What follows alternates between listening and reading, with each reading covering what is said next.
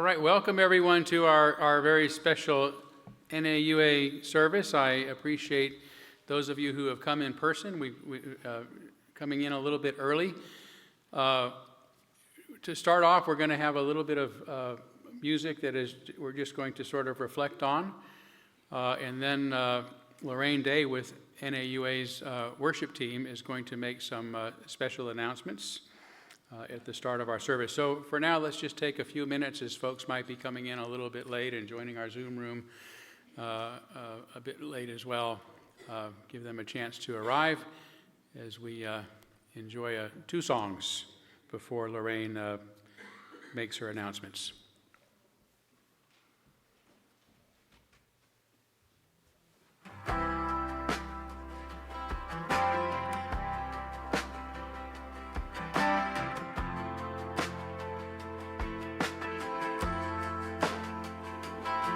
Saw a shadow on the corner,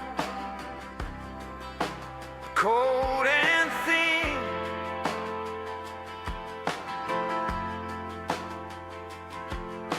Eyes like glass,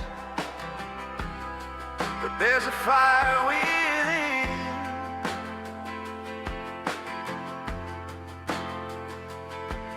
A hand that shakes,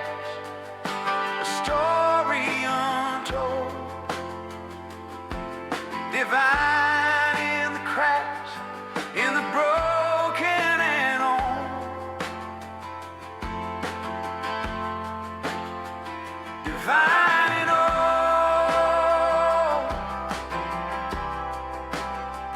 Divine in all.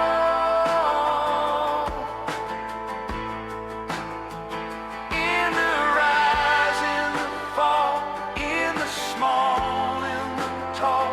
Divine in all.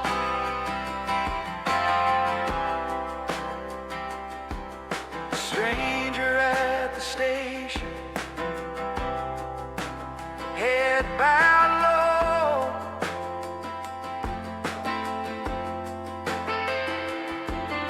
carrying the weight of what I'll never know.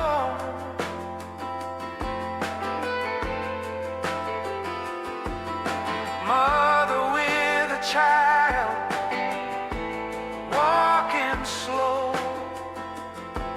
a spark in her step, it starts to glow. Divine in all. Divine in all. In the rise, in the fall, in the small, in the tall, divine in all. Oh, enemy with anger, burn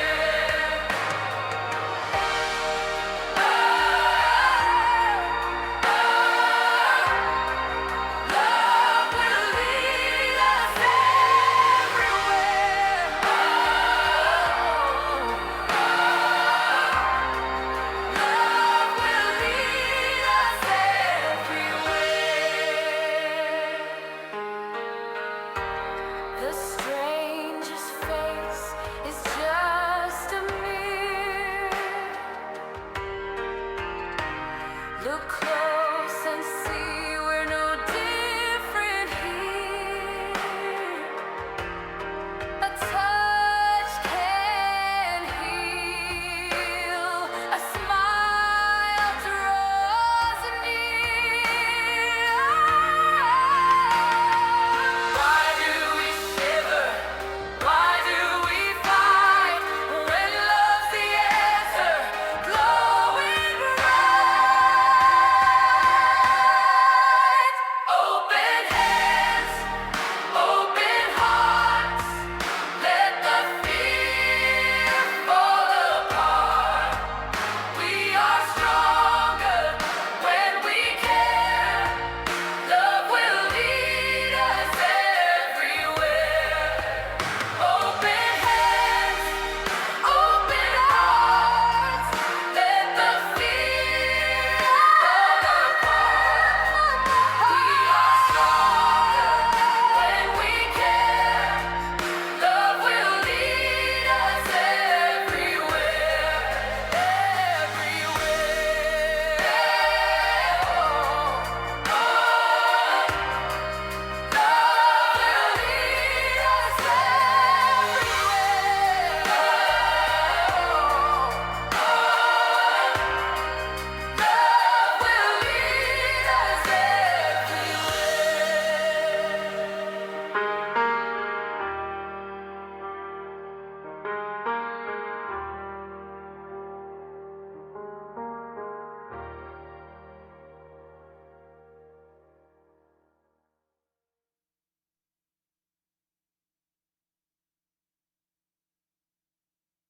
Good morning, everybody.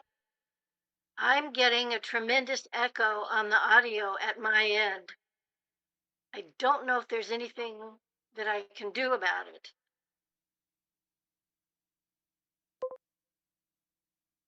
All right. Oh, there we go.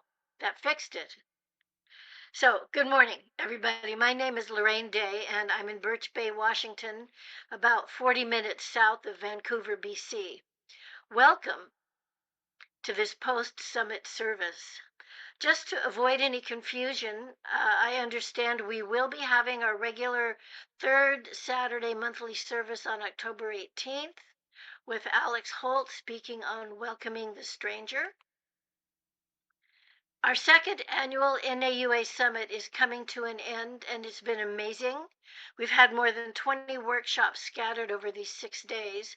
Our annual business meeting was held, keynote presentation by our guest speaker, the Reverend Elad Zabo, who's minister of the Unitarian Church in Urmos, Romania, and ongoing virtual coffee shops ran all day, every day, where folks could drop in and chat with the others there. Heartfelt congratulations to our summit committee and to all the volunteers and hosts and moderators and presenters who made this summit happen. Personally, I was very surprised and gratified to see how many people I've met and engaged with since last year's summit. I knew or recognized almost everybody there this time, and it amazes me that we can build such a community with just virtual tools. Remember, all sessions have been recorded, and many have got supplemental materials provided that you can download. Enter the lobby and go to the page for each session to find the recordings and those downloadable materials. All right. Well, I'll be getting a new copy of our newsletter, The Compass, shortly, but I'll mention 3 things in particular now. The NAUA Academy is back from its summer hiatus, and on the evening of October 14, Mark Reimers will be leading a workshop on the science of consciousness. Can science tell us about consciousness, and how will that help? Will the science of consciousness lead to enlightenment and understanding, or to precise, effective Machiavellian manipulation?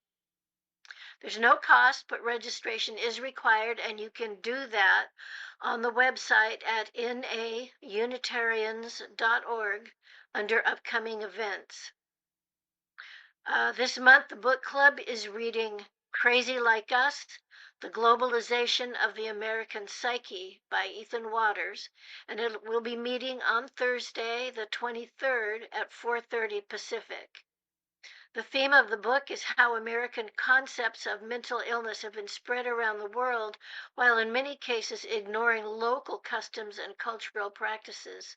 It raises questions such as how much of what we define as mental illness is culture bound, and what happens when American experts step into a foreign country with no knowledge of local practices. But lastly, the NAUA discussion circle will meet on November 5th. That'll be its next meeting. It's open to all, and registration is not required. You can find more information on this also on the website's coming event page. All right, I'll leave it at that.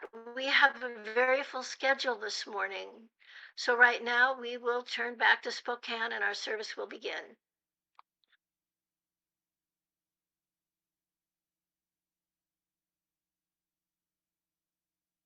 Not on. Oh, now it is. Okay. Let's all stand and sing together. Come sing a song with me. So that's 346 in your hymnal book.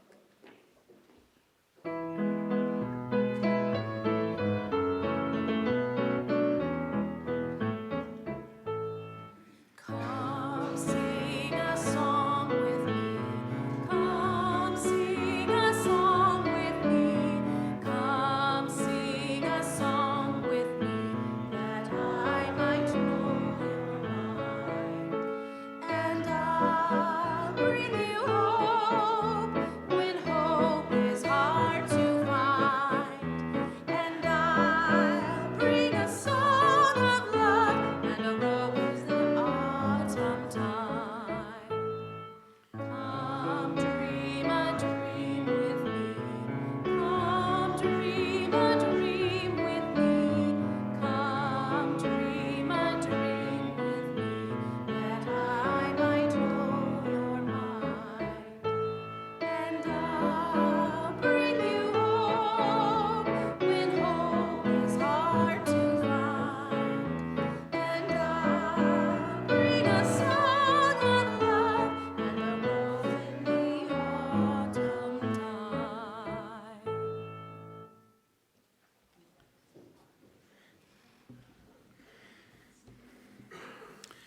Well, good morning, everyone, and welcome to this very special joint service between NAUA, North American Unitarian Association, and the Unitarian Universalist Church of Spokane, which is, of course, a member of NAUA. And hope some of you at least got to attend some of the wonderful programs that went on all week at NAUA. Congratulations and gratitude to everyone at NAUA for creating such a wonderful event. And we are, again, very honored to be able to conclude the week's events by sharing a service together this morning. So we usually say at the start of our services here in Spokane that we join together to create a nourishing liberal religious home to champion justice, diversity, and environmental stewardship in our wider world. Or as we say in short here, to create community, find meaning, and work for justice.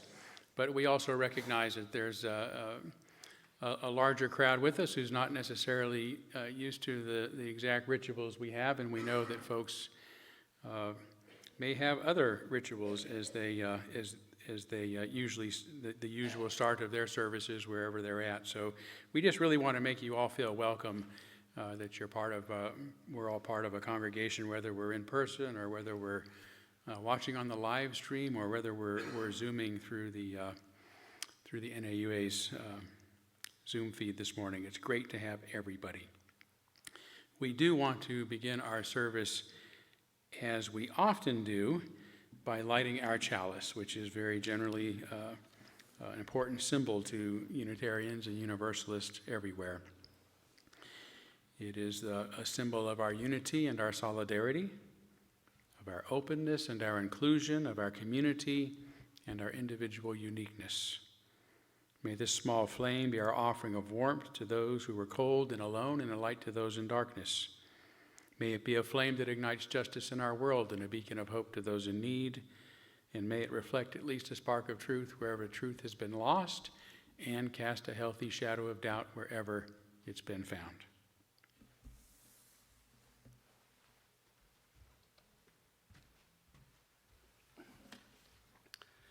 The opening words this morning are from William James. The world we see that seems so insane is the result of a belief system that is not working.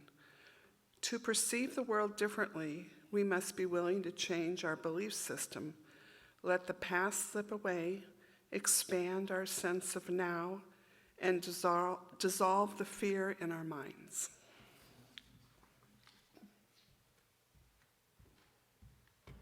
Okay, let's stand and sing We Would Be One.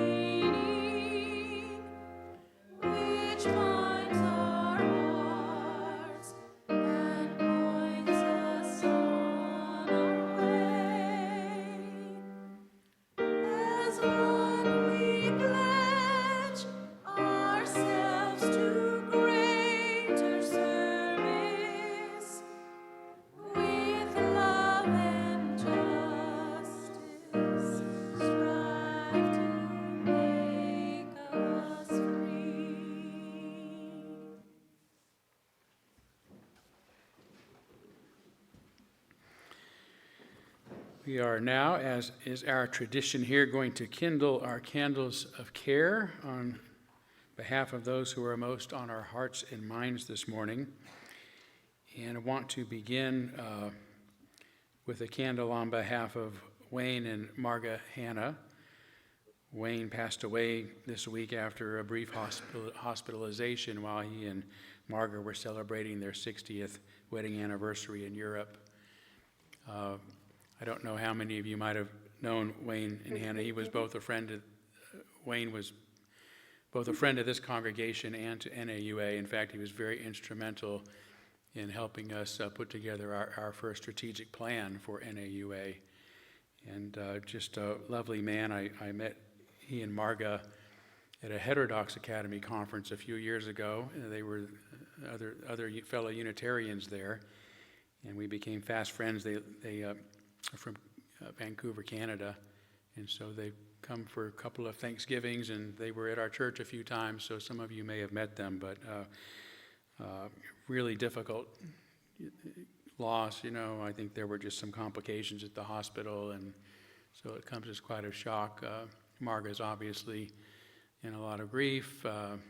She's in Germany now with her family until she comes home at some point, but just please keep them and their children and grandchildren in your thoughts at this time, and our hearts go out to them, both from UUCS and, of course, NAUA at this time.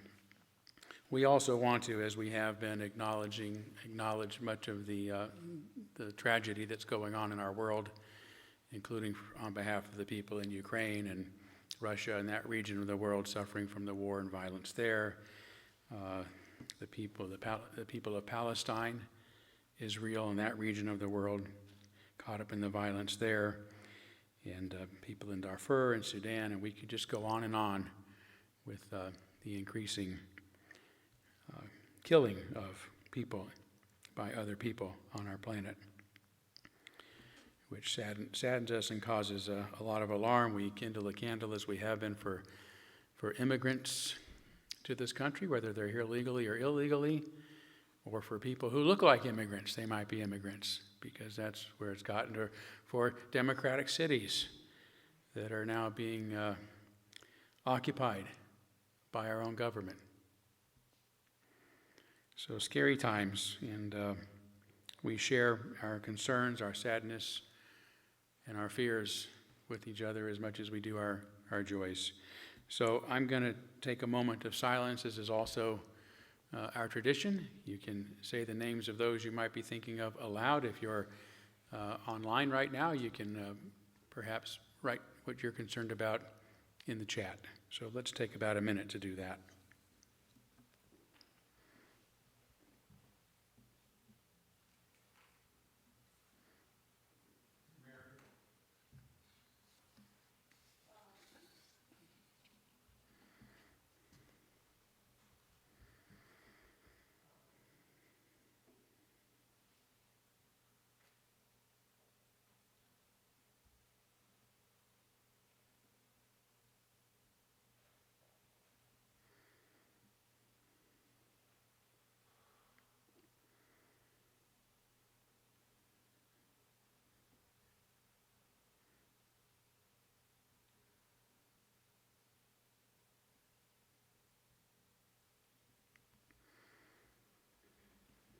Those named aloud and those embraced in our silence, and all those who are suffering in our world this hour, we hold in our hearts and our community with compassion.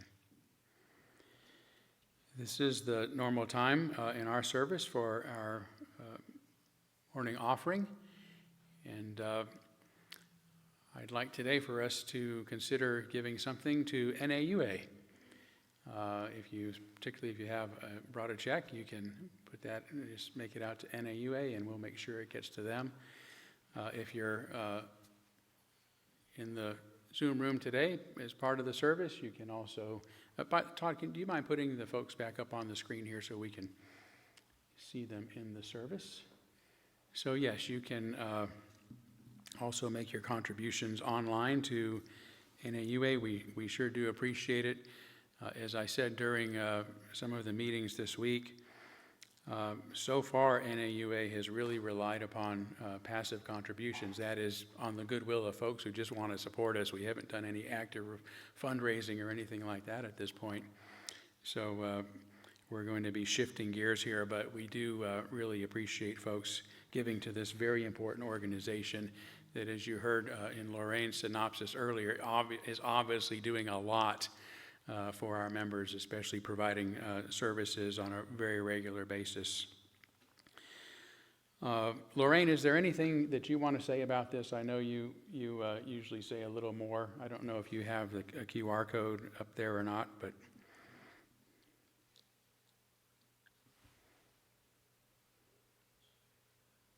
I think you said Lorraine.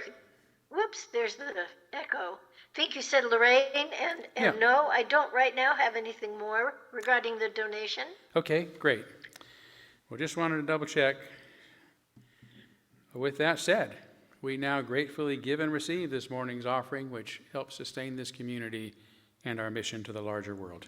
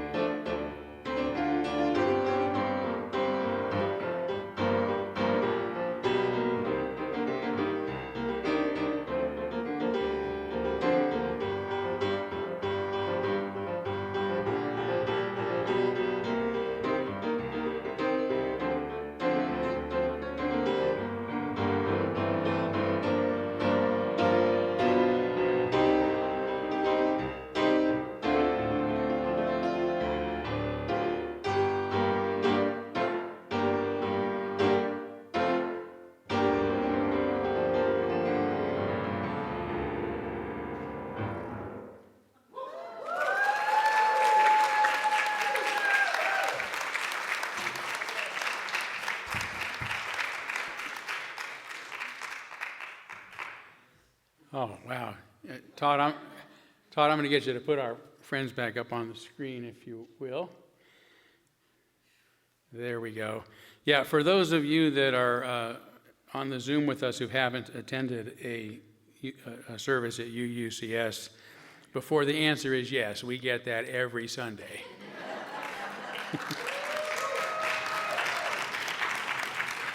Yes, and you haven't heard Rachae perform yet. I mean, we are so incredibly fortunate. But Jackie Sandberg has to be one of the best musicians alive today anywhere on the planet. So.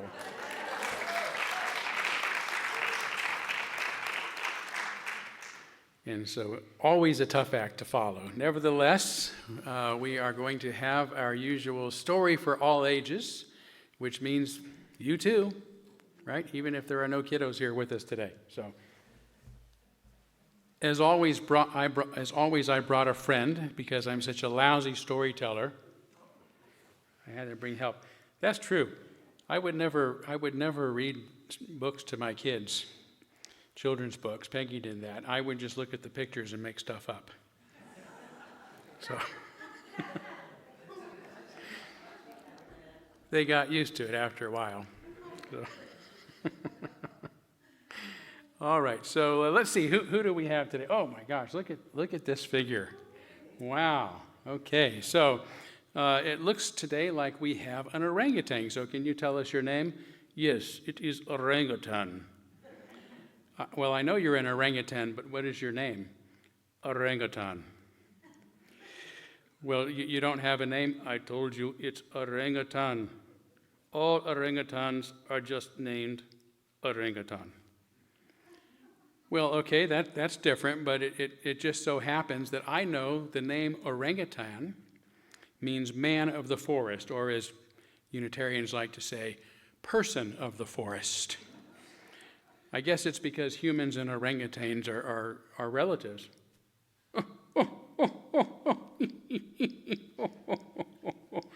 Oh, you silly human. Humans are nothing like orangutans. You have short arms that aren't strong enough to swing from trees. You have squashed faces and small noses that can't smell dangerous animals in the jungle. And you don't have hair long enough to cover you on a cold night. You are inferior to orangutans. Well, I know that we evolved a little bit differently, but that doesn't mean that we're not part of one family. What is this evolved? Well, evolution. It means that all creatures came from the earth. We started very small as single cells, and over time we kept changing into new kinds of animals like humans and orangutans.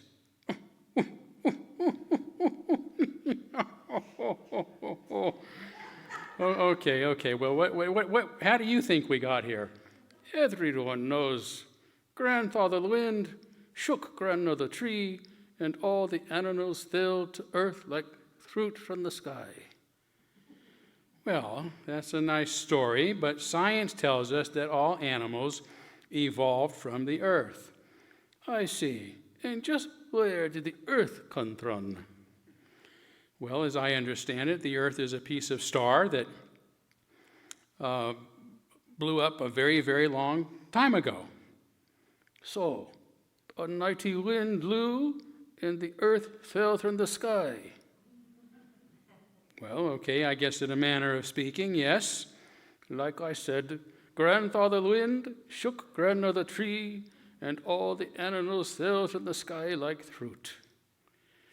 Well, I guess sometimes, even when it sounds like we're different, we really are the same thing. So maybe humans and orangutans aren't so different after all, huh?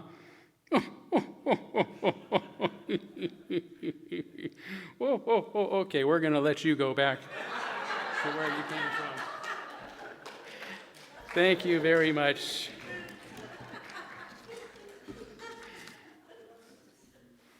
Those orangutans, they're smart asses, every one of them.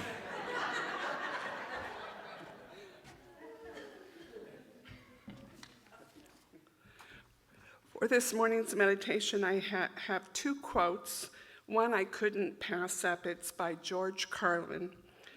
Frisbee-tarianism is the belief that when you die, your soul goes up on the roof and gets stuck. And the next one is by Jerry Spence.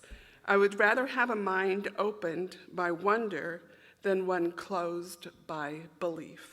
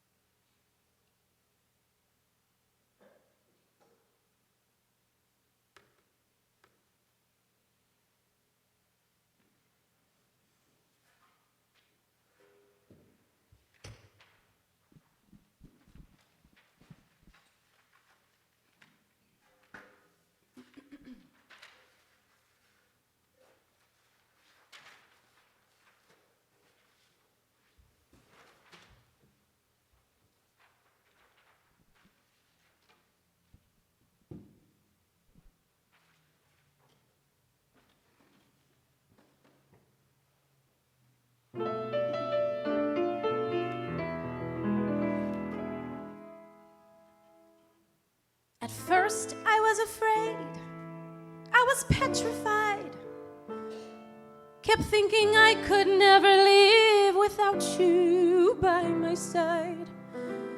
But then I spent so many nights thinking how you did me wrong, and I grew strong, and I learned how to get along. And so you're back from outer space. I just walked in to find you here with that sad look upon your face. I should have changed that stupid lock. I should have made you leave your key. If I'd have known for just 1 second you'd be back to bother me. Go on now, go. Walk out the door. Just turn around now, 'cause you're not welcome anymore. Weren't you the one who tried to hurt me with goodbye? Did you think I'd crumble? Did you think I'd lay down and die? Oh no, not I, 'cause I will survive. Oh, as long as I know how to love, I know I'll stay alive. I've got all my life to live, I've got all my love to give, and I'll survive. I will survive. Hey.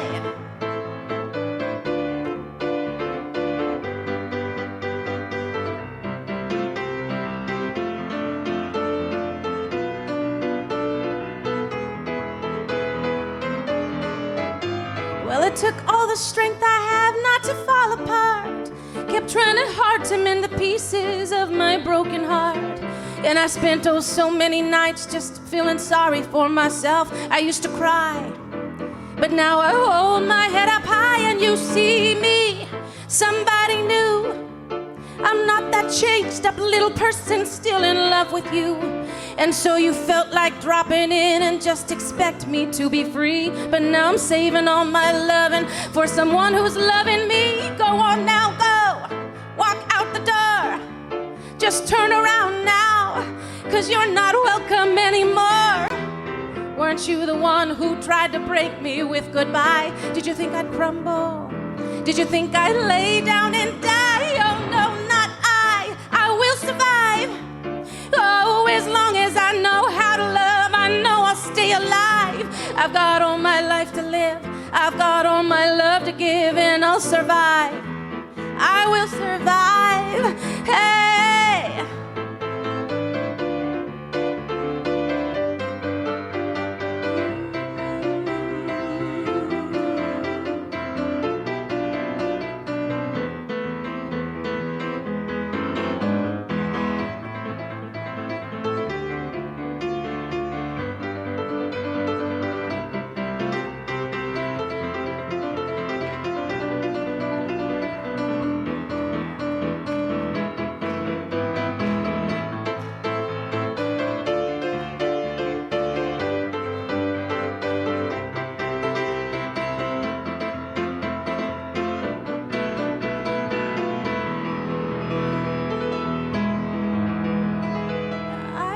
survive.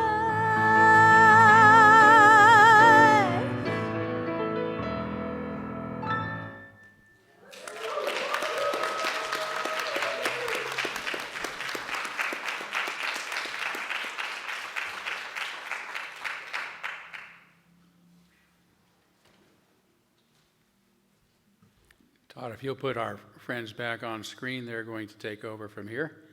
Lorraine's going to announce what happens from here. There, great, thanks. Good. I am not muted, although we've got the echo. Let's see. There we go. I'd like to point out to everybody that you can have more of that music any weekend if you zoom over to the Spokane Church's service. Really great music. So we've got a special homily of sorts today, a combined presentation by several of our members sharing some thoughts about religion, church, Unitarianism, community, and NAUA. I'd like to thank our presenters, Doug Rogers, Joyce Kinnear, Roy Dickerson, Joyce Francis, and I guess I'm in there too. All right, are we ready with that video?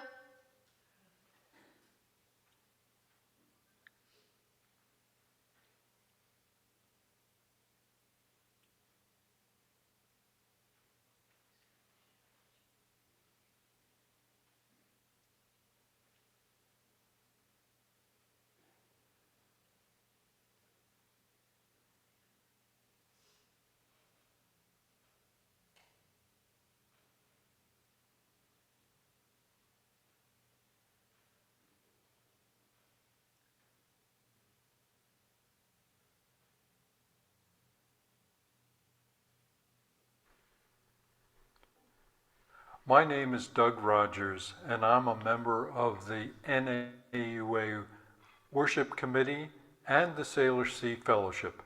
Mostly I do the music. I have attended church for my entire life, starting as a Methodist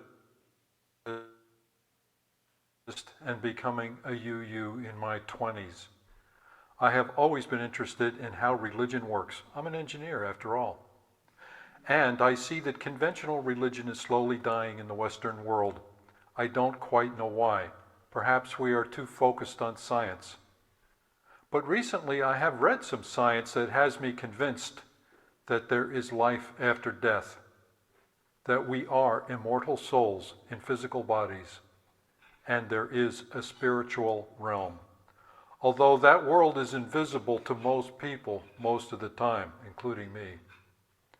I don't pretend to understand this spiritual world, but I believe that it does exist, that it is complex with layers and structure, and populated with spiritual beings of various sorts, and large. I believe that we are here to experience living within the limits of the physical world, with its joys and sorrows, its beauty, its excitement and boredom. We are here to help ourselves and others around us, those we know and those we don't. As the Dalai Lama likes to say, practice kindness. That's the most important thing. I believe that religion is good for people. People have always had religion, from the tribal people who worshiped features of their environment to the more complex and abstract religions that formed in past centuries and that are still practiced by people around the world today. But organized religion has been slowly failing in the modern world, and I have wondered why. Today, I would say that the ancient truths are formatted in a way that no longer relates to the kind of lives that we live.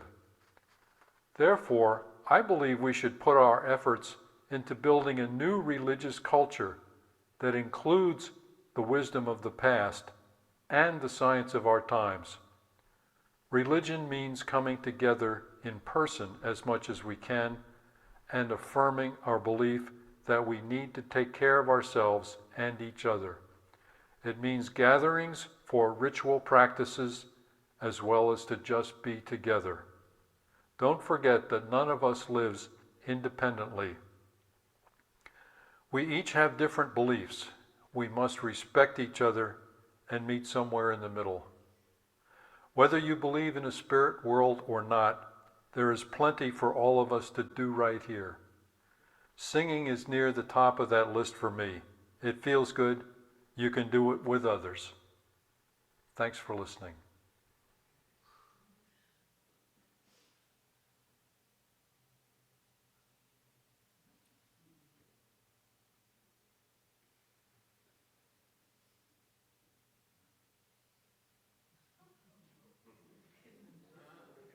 Good morning. My name is Joyce Kinnear, and I'm on the NAUA Worship Committee. I'm going to spend a couple of minutes with you today talking about my religious history and my beliefs and how we as Unitarians can share those together. I was raised a Seventh-day Adventist, a very conservative Seventh-day Adventist. A lot of my early childhood was in the South. And in those churches, the man was encouraged, strongly encouraged, to have total control over his wife and children, often with physical beating, spare the rod and spoil the child, and no questioning of the church doctrine was allowed. While I appreciated the social aspect of the church and really great work with children and music and spending time together socially, and the ability to talk about and think about theology, I did not appreciate the rest of the control over personal life, and I left that church in my 20s and became a Unitarian. I've been a Unitarian ever since, and I appreciate the ability to think about who I am and what I want to add to the world. I believe in humanism, in that I believe that humans, all of us, have the right and the responsibility to create a better place for all of us who live here, humans, animals, and plant life, everything, and make this a better place, because this earth is our heaven or our hell, depending on what we make of it. And because of that, I have strong beliefs in trying to help make the world a better place. My efforts have particularly been for women and children, as shouldn't be a surprise given my history, but I am a supporter of many other areas in which we are trying to work together better and to make it a better place for everyone. I am really interested in talking with each of you in the NAUA, and I think that our foundation on rationality and reason and tolerance, those are very important to living together and to having a really great community while we are focused on our goals. Thank you very much.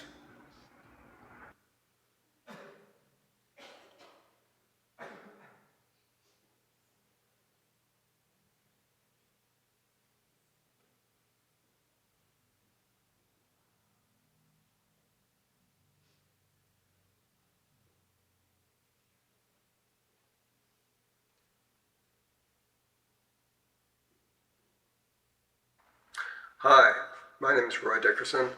I'm with the Hayward Fellowship. I wanted to talk today a little bit about my beliefs in terms of religion. We come together for many reasons. Community brings many benefits. I can't imagine what it would be like to live alone and without the advantages of our shared existence. People, animals, and even plants thrive in groups. Communities not only allow us to thrive materially, but they also encourage cooperation and understanding. I believe that religions came about in part to bind us to our community. Having common beliefs and rituals for important moments in our lives gives meaning and roots in the shortness of our existence. Fundamental to our lives is how temporary it is. Religion attempts to raise hope for a continuation of the consciousness and a greater understanding of what our purpose is. Religion plays a defining role in how we have come together in our communities. Trade, legal system, and family structure. Everything we do has been influenced by religion. Religion was used in the past to legitimize monarchies, and then it was religion that led to our enlightenment and the rise of democratic states. The responsibility for decisions and thoughts swung to the individual, where once we had direction and safety via the hierarchy, the individual now had rights and control. The religious model I believe in evolved along with our country's founding.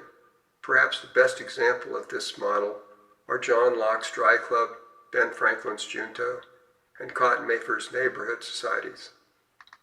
These all had community betterment, individual advancement, responsible citizenship, and at their core, a religious aspect. Today, however, community is hard to find. We often have little interaction with our neighbors. Our family members are miles away, and the people we work with are more interested in beating the commute traffic than getting together after work. We have moved beyond the church hierarchy controlling things, but many have lost interest in taking on the responsibility for individual and group agency. Something is missing if you are not an active part of family and community. Something is missing if you ignore the big questions that surround us and don't talk about them. We're done with someone telling us the answers, but we haven't moved past needing to ask the questions and puzzling it out. Whether it be life after death, how to relate to someone, or a million other questions about existence, the responsibility rests within us. Maybe we will never find the answers, but there is comfort in knowing people care about you and searching. Even if others don't agree with you. On the big question, I believe in reincarnation, even though I can't prove it. Ben Franklin put it this way on his epitaph: "The body of B. Franklin, printer like the cover of an old book, its contents torn out and stripped of its lettering and gilding, lies here, food for worms, but the work shall not be wholly lost, for it will, as he believed, appear once more in a new and more perfect edition, corrected and amended by the author." Thanks.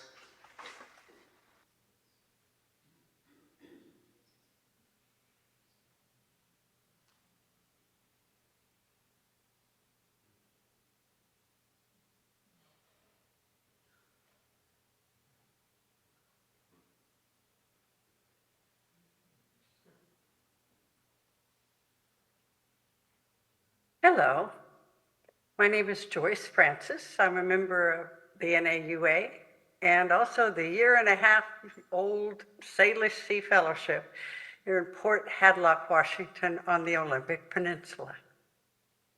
I believe in grace, not the grace that John Newton wrote about in his song Amazing Grace.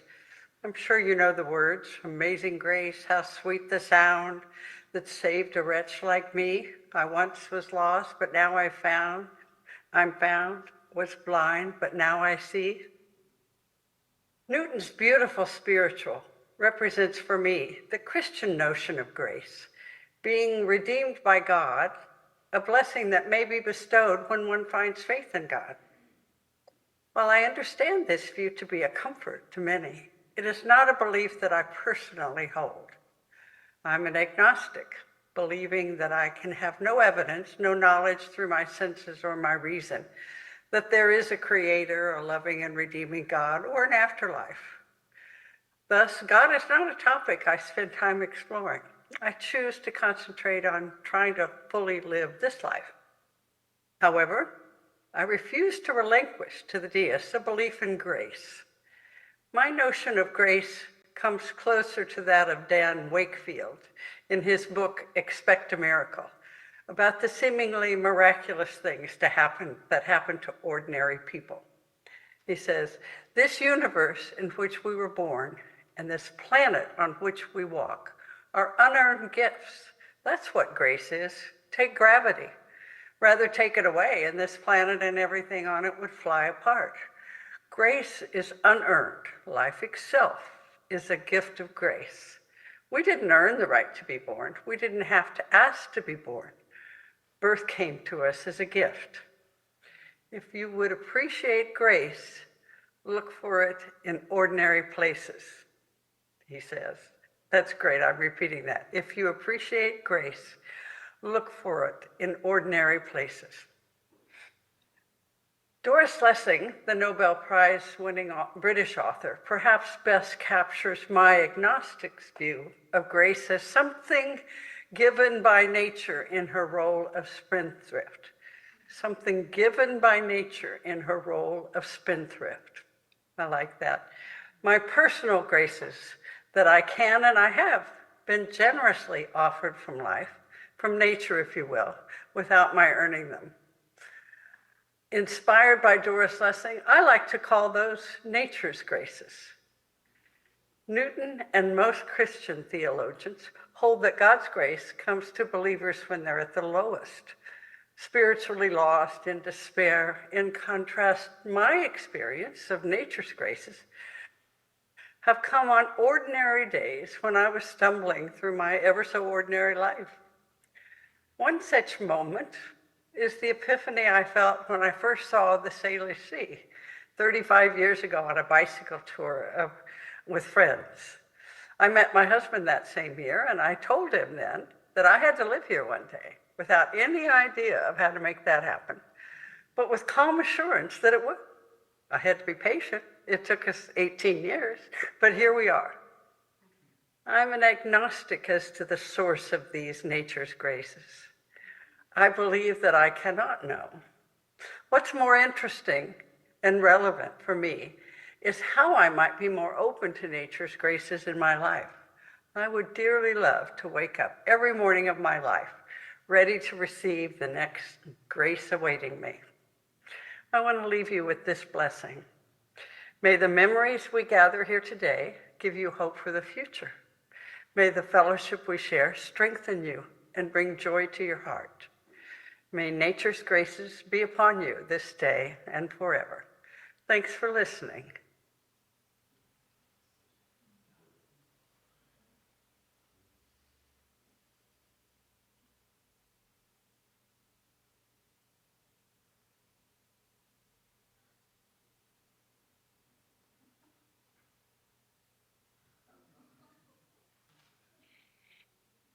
Hi, everybody. I'm Lorraine Day.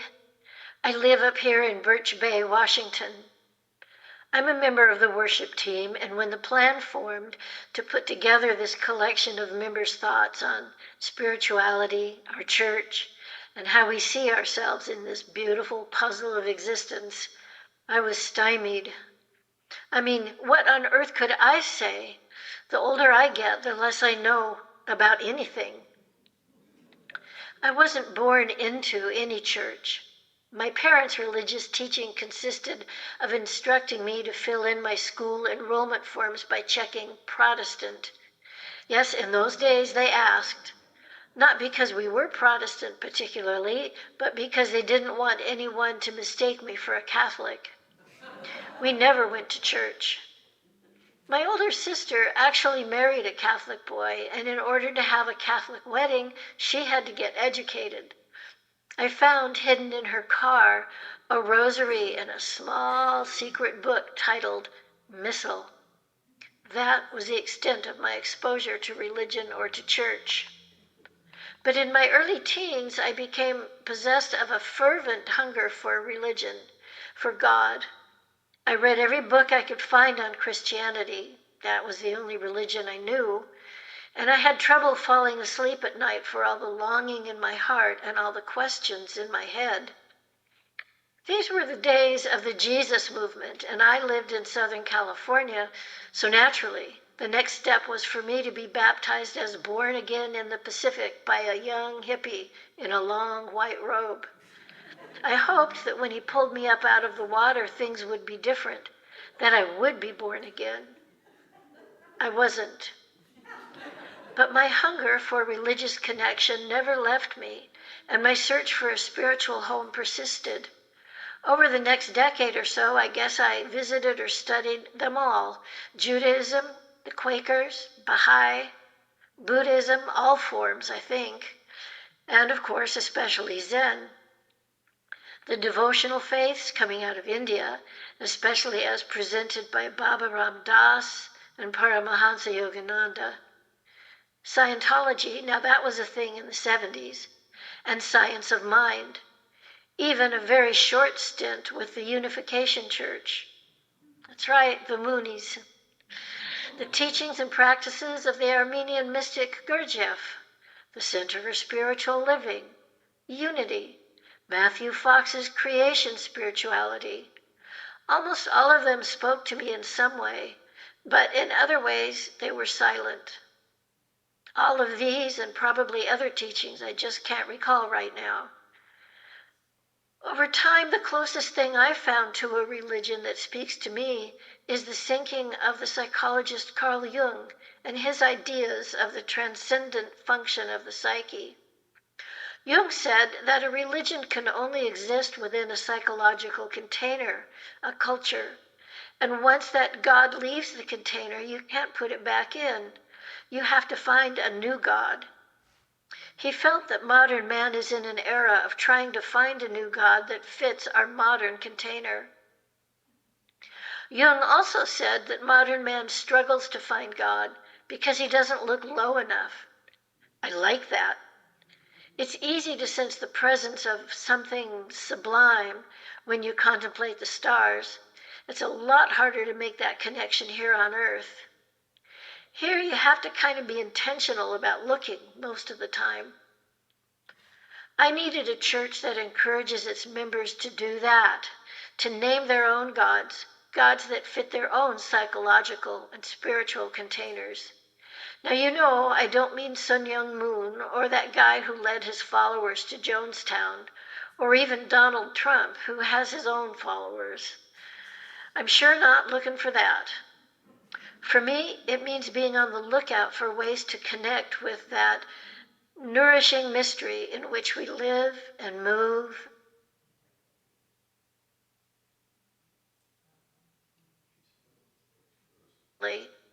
What then must we do? What then must we do?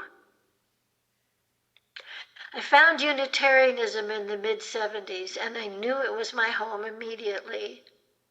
This was a place of like-minded people, curious, open-minded people of widely varying beliefs and practices, but who hung together tied by the 7 principles and drawing from many spiritual sources.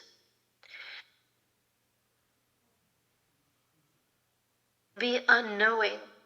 A space where, as Rilke said, we can live in the questions and be patient with unsolved issues.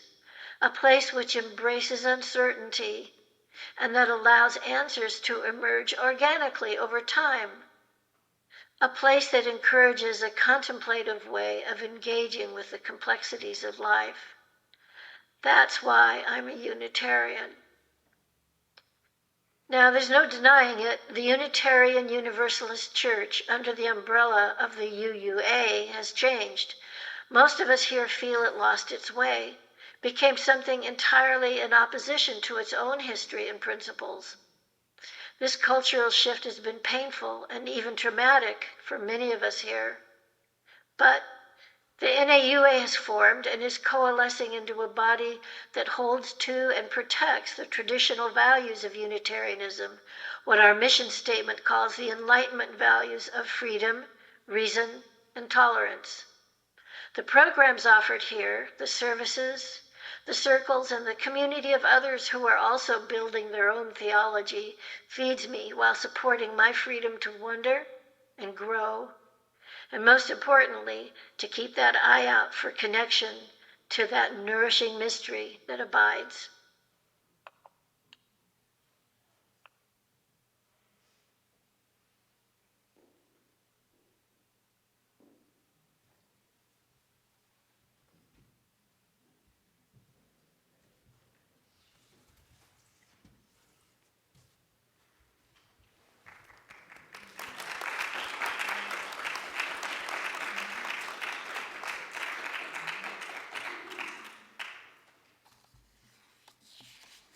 Thank you all so much. That was beautiful. And for those of you who were speakers, we have to unmute ourselves. There. Unmuted? If you can hear me now, just wave. Let me see. There we go. Okay. Sorry about that. So I was just saying how moving that was to hear from all of you, and I know that you were able to see the reactions on your screen, the hearts and the hands, but you also received a lot of hearts and a lot of hands here as well in the room with us in Spokane. So thank you for contributing so much to our lives with your various perspectives on what it is we're about as Unitarians. That was quite beautiful. We're going to begin to close now by singing a familiar song to all of us. It's number 168, One More Step. And then Candace will close us out with a benediction, and we'll end by singing Shalom together for those who know that. And then Todd, once we're through singing One More Step, if you wouldn't mind putting the screen back up so that we can see the folks that are joining us from afar. And then if you're looking in your hymnal, it's, like you said, 168, but we're only going to do the first and third verse.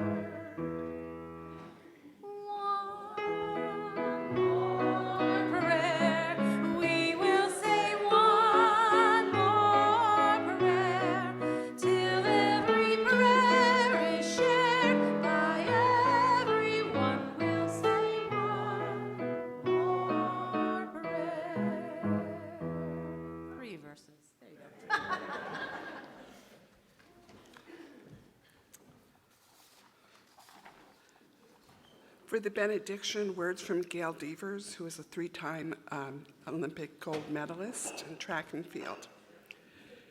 Keep your dreams alive. Understand to achieve anything requires faith and belief in yourself, vision, hard work, determination, and dedication. Remember that all things are possible to those who believe.